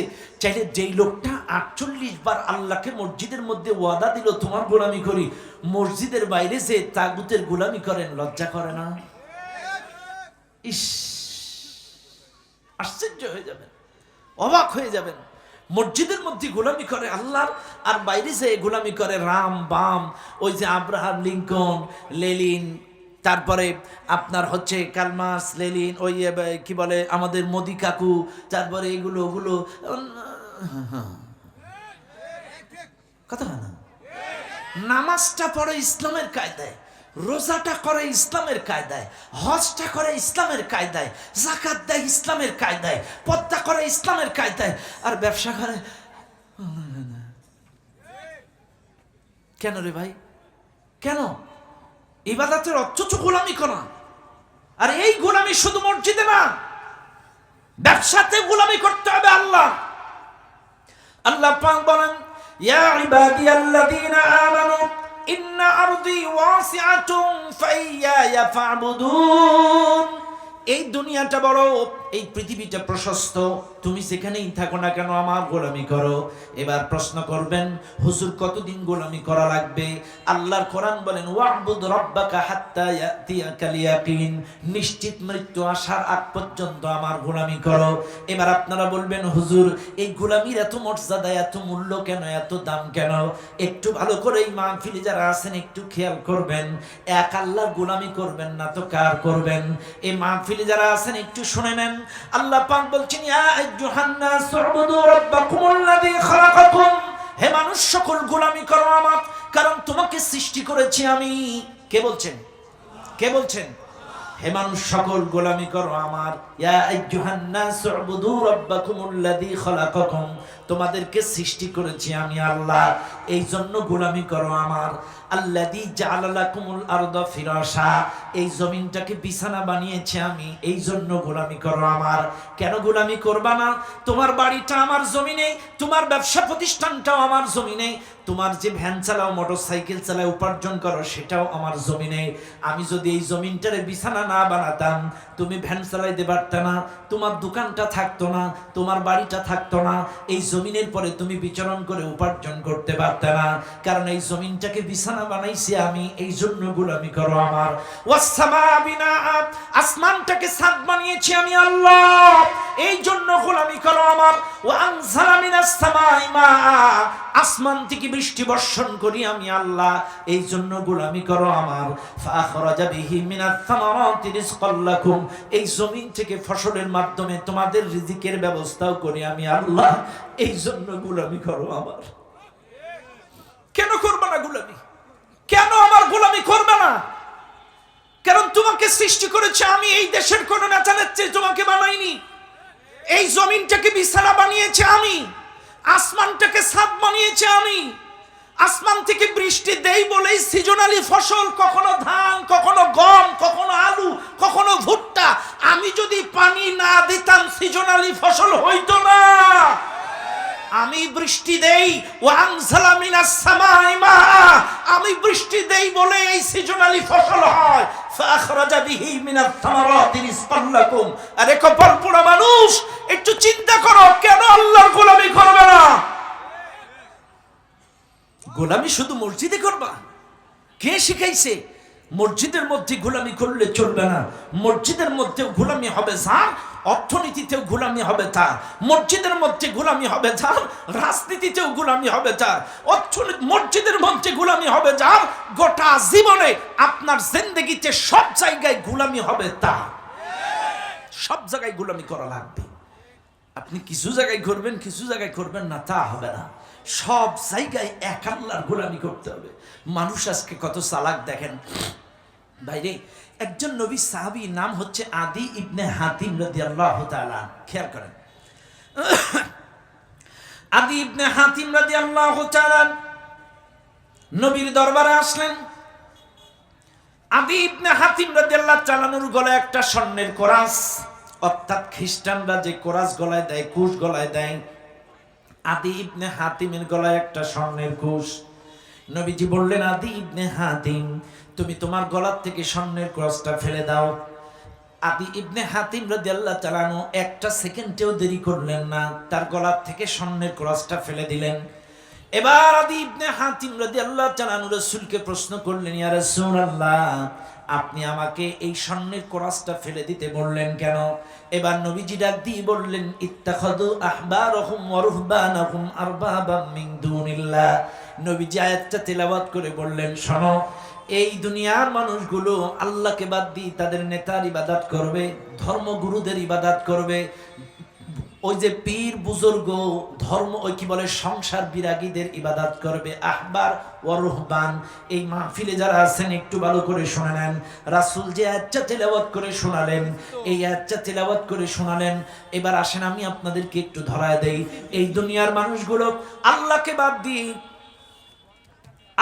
বাদ দিয়ে তারা ধর্মযাজকদের ইবাদত করবে, সংসার বিরাগীদের ইবাদত করবে, তাদের নেতাদের ইবাদত করবে। এবার বলবেন, হুজুর বুঝলাম না, একটু বোঝায় কোন।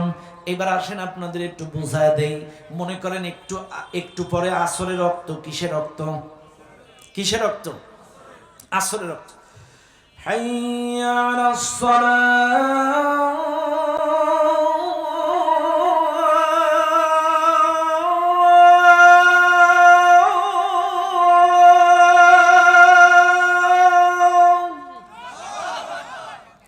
এই ডাকটা কার ডাক? কে ডেকেছেন? বাস, চাইলে আল্লাহ ডাকলো, মসজিদে আয়, নামাজ যায়। কিন্তু সেম টাইম আপনার নেতা বলল, চল এখন মিছিল আছে চাটমোহর মোড়ে, 1 প্যাকেট বিরিয়ানি, 1 প্যাকেট খিচুড়ি। আল্লাহর ডাকে মসজিদে না যে নেতার ডাকে আপনি চাটমোহর মোড়ে গেলেন। এবার আমার সাথে বলেন, গোলামি করলেন কার? কথা ক্লিয়ার? কথা ক্লিয়ার? চাইলে আল্লাহকে বাদ দিয়ে নেতার গোলামি করলেন, আল্লাহকে বাদ দিয়ে নেতার ইবাদত করলেন। ভুল বুঝবেন না, ইবাদতের অর্থই গোলামি। চাইলে আল্লাহ ডেকেছে মসজিদে, তুমি ওই নেতার মিছিল করতে যে আসর হয়নি, মাগরিব হয়নি, এশা হয়নি, অথচ আল্লাহ 3 বারই তোমাকে মসজিদে ডেকেছে, আয়। আল্লাহর ডাকে মসজিদে যাও নাই, তবে নেতার ডাকে মিছিলে গেছো। বলেন ইবাদতটা কার করলেন? কথা ক্লিয়ার? এদেশে তো এরকম নাই। আছে আছে আছে আছে আছে আল্লাহকে বাদ দিন দলের গোলামি করে, নেতার ইবাদত করে। আহারে কপাল পোড়া মুসলমান। এ ভাইরা আমার, এই মাহফিলটাতে আপনারা যে আসছেন, এসে কি আপনারা খুশি না বেজার? সবাই খুশি? সবাই খুশি? আলহামদুলিল্লাহ, আলহামদুলিল্লাহ। একটা বর্ণাঢ্য আয়োজন, একটা বিশাল আয়োজন, সৃজনশীল একটা আয়োজন। ভাইরা আমার, এনারা কিন্তু প্রকৃতভাবে কিভাবে সরাসরি আপনাদের কাছ থেকে সরাসরি কিছু বলেন না, কিন্তু ভাইরা আমার, মাহফিল ইন্তেজামিয়া কমিটি মাঝে মাঝে আপনাদের কাছে কিছু বক্স দিয়েছেন, দান বক্স। ভাইরা আমার, আমি একটু আগে বলছিলাম, কিন্তু এটা মূলত গোরস্থানের জন্য, গোরস্থানের উন্নয়ন কল্পে। ভাইরা আমার, আপনারা, আমি একটু আগে কিন্তু সদাকায়ে জারিয়ার কথা বলছিলাম, যে অনেক সময় পিতামাতার জন্য আপনারা বিভিন্ন ভালো ভালো কাজ করবেন, আপনারা ভালো ভালো নিয়তে দান করবেন। ভাইরা আমার, আপনারা যদি যে যেভাবে পারেন, এই যে মাঝে মাঝে দান বাক্স আছে, এই যে বক্সগুলো আছে, এই বক্সের ভিতরে আপনারা প্রাণ খুলে মায়ের নামে, বাবার নামে, দাদির নামে, দাদার নামে, নানির নামে, নানার নামে ভালো ভালো নিয়তে এই দান বক্সের মধ্যে আপনারা 1000, 2000, 500 যে যা পারেন আল্লাহর রাস্তায় আপনারা একটু ডানে বাই দান করে যাবেন। আমি মুসাফির মানুষ, আপনাদের জন্য দোয়া করব। মহিলা প্যান্ডেলেও কিছু বক্স আছে, এই ব্যারেল আছে, আপনারা এই বক্সের মধ্যে, এই ব্যারেলের মধ্যে আপনারা দান করবেন। আমি অনুরোধ করব, মুসাফির মানুষ, আমি অনুরোধ করছি, কেউ বাদ যাবেন না। 10 লাঠি 1 বোঝা, 10 মিলে করি কাজ, হারি জিতে নাহি লাজ। ভালো কাজের প্রতিযোগিতা করবেন, ভালো কাজে অংশগ্রহণ করবেন, কেউ বাদ যাবেন না। যে যার পাশে আছেন, খুঁটির গোড়ায় গোড়ায় বক্স দেওয়া আছে, আল্লাহর রাস্তায় আপনারা বক্সের মধ্যে 1500 যে যা পারেন। আমি জানি পাবনার মাটি ইসলামের ঘাঁটি, বিশ্বাস করেন, আমি গোটা বাংলাদেশে পাবনার প্রশংসা করি, কারণ আমি জানি এই পাবনার মানুষ দান করার জন্য আসে। বিশ্বাস করেন, এই যে শানিক দিয়া, পাবনা সদরে শানিক দিয়া, আমার এক মাহফিলে গত বছরে প্রায় 20 লক্ষ টাকা উঠছে। 20 লক্ষ টাকা উঠছে, নগদে উঠছে 13, আর বাকিতে উঠছে আর বাদ বাকি 7-8 লাখ টাকা। লাস্টে তো একটা মুরগি বিক্রি হয়েছে আপনার হলো 10,000 টাকা। একটা মুরগি 10,000 টাকা বিক্রি হয়েছে। কথা বুঝছেন? আমি একটু টেকনিক অবলম্বন করেছিলাম। লাস্টে এক মুরগি দিছে কে জানো কারা। লাস্টে আমি কিছু দোয়া কালাম পড়লাম, দোয়া কালাম পড়ে ফু দিয়ে বললাম, আল্লাহ তুমি তো সবকিছুর মালিক, এই মুরগির মধ্যে সকল রোগের শিফা ঢুকায়া দাও। ফা খানিকটা দিয়ে বললাম এই মুরগি যে কিনবে তার রোগ সব ভালো। যেই কইলাম, দুই হাজি ছিল দুই পাশে, এ হাজি কয় আমার দেন, ও হাজি কয় আমার দেন।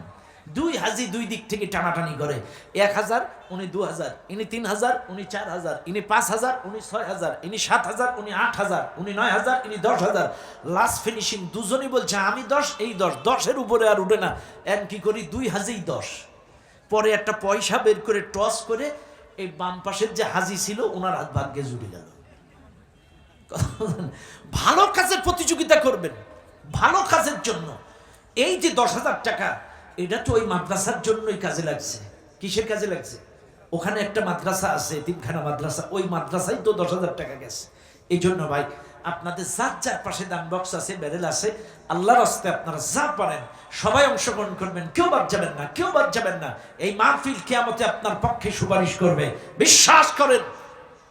কিয়ামতে কোন নবী পর্যন্ত আল্লাহর সামনে সুপারিশের জন্য দাঁড়াতে পারবে না অনুমতি ব্যতীত।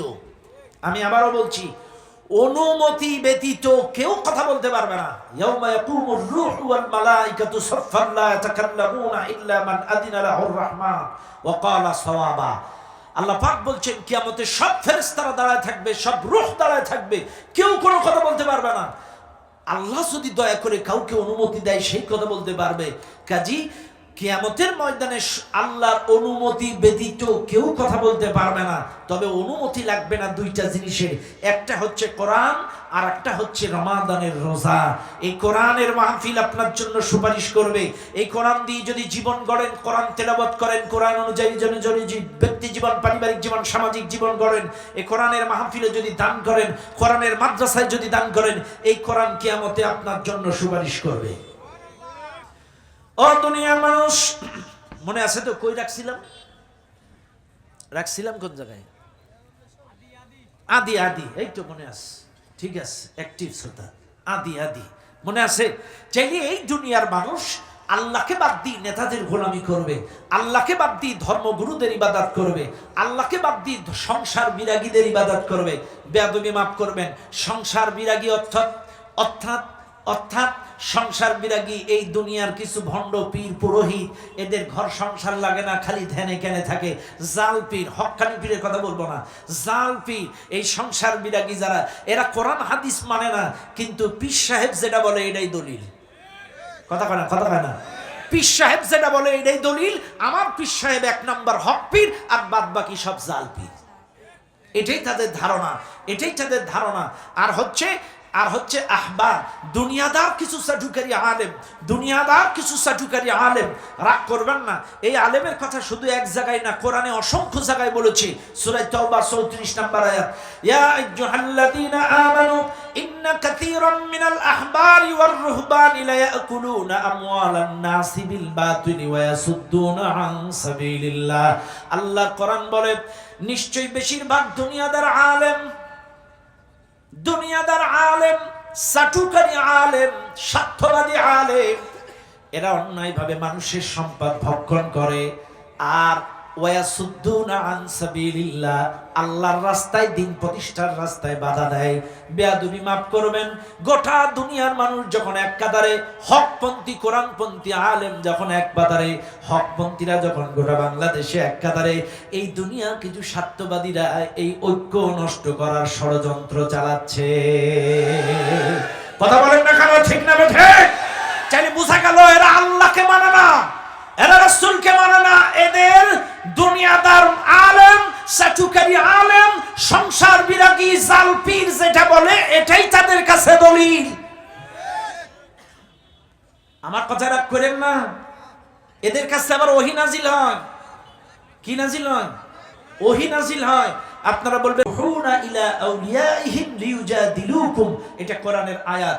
একটা ওহী আল্লাহর পক্ষ থেকে তার নবীদের কাছে, আর একটা ওহী হচ্ছে শয়তানের পক্ষ থেকে তার ছেলেদের কাছে, বন্ধুদের কাছে আসে, যাতে করে উল্টা পাল্টা ফতোয়া দিয়ে, উল্টা পাতা শরিয়াত দিয়ে মানুষকে বিভ্রান্ত করে, ডিভাইডেড করে, খণ্ড বিখণ্ড করতে পারে। কথা বলেন ঠিক না বেটি?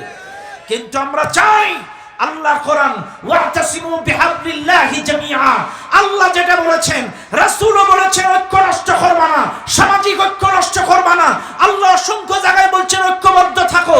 ইন্নাল্লাহা ইউহিব্বুল্লাযীনা ইউকাতিলুনা ফী সাবিলিহি সাফফান কাআন্নাহুম বুনিয়ানুম মারসুস। আল্লাহ বলছেন সীসা ঢালা প্রাচীরের মতো ঐক্যবদ্ধভাবে চেষ্টা করো, লড়াই করো, চেষ্টা করো। ও মুসলমান, বিশ্বাস করেন ঐক্যবদ্ধ হতে গেলে আড়ি দিয়ে কখনো ঐক্য হয় না, আড়ি দিয়ে ঐক্য হয় না। ত্যাগ করা লাগে, কুরবানি করা লাগে, ছাড় দেওয়া লাগে, তাহলেই ঐক্যবদ্ধ হওয়া যায়। আর ঐক্যবদ্ধ হলেই সমাজে ইসলামী বিপ্লব ঘটে। কথা বলেন ঠিক না বেড়ে? আর আমার চাইলে ইবাদত শুধু মসজিদে, কোন জায়গায়? সব ক্ষেত্রে গোলামি করবেন কার? ইবাদত করবেন কার? এবার বলেন রাজনীতিতে গোলামি করবেন কার? রাজনীতিতে, রাজনীতিতে গোলামি করবেন। আসেন তো একটু দেখাই। মনে করেন আপনাদের চাটমোহরের থেকে গাড়ি যায় ঢাকায়, যায় যায় যায় না? কি গাড়ি যায় নাম বলেন? মেলা গাড়ি যায়। মনে করেন আপনি হানিফ বা ওহিতে উঠলেন, যাবেন ঢাকায়। কোন জায়গায় যাবেন? যাবেন ঢাকায়, কিন্তু বাই চান্স ফুলঝুড়িতে উঠছেন। ফুলঝুড়ি যাই হলো সাতক্ষীরায়। কোন জায়গায় যায়? যাবেন কোন জায়গায়? উঠছেন কোন গাড়িতে? খেয়াল করেন, উঠছেন ফুলঝুড়িতে, যাবেন ঢাকায়। ঢাকায় যাওয়ার উদ্দেশ্যে ব্যাগটা গুছায় নিয়ে বেরোয় আপনি পরিবহনে উঠে দোয়া করছেন, আল্লাহ আমি যাব ঢাকায়, উঠে গেলাম ফুলঝুড়ি সাতক্ষীরার পরিবহনে। আল্লাহ তুমি তো বলেছো ধৈর্যশীলদের সঙ্গে আসো, ইন্নাল্লাহা মাআস সাবিরিন। সুবহানাল্লাযী সাখারা লানা হাযা ওয়া মা কুন্না লাহু মুকরিনিন ওয়া ইন্না ইলা রাব্বিনা লামুনকালিবুন। বিসমিল্লাহি মাজরিহা ওয়া মুরসাহা ইন্না রাব্বী লাগফুরুর রহিম। বিসমিল্লাহি তাওয়াক্কালতু আলাল্লাহ লা হাওলা ওয়া লা কুওয়াতা ইল্লা বিল্লাহ। জীবনে সব দোয়া পড়ে ফেলেছি, আল্লাহ আমি যাব ঢাকায়, উঠেছি সাতক্ষীরার বাসে, সহি সালামতে আমারে ঢাকায় পৌঁছায়া দাও, আমিন। দোয়া কবুল হবে না? কেন হবে না? কোন বাসে উঠছেন?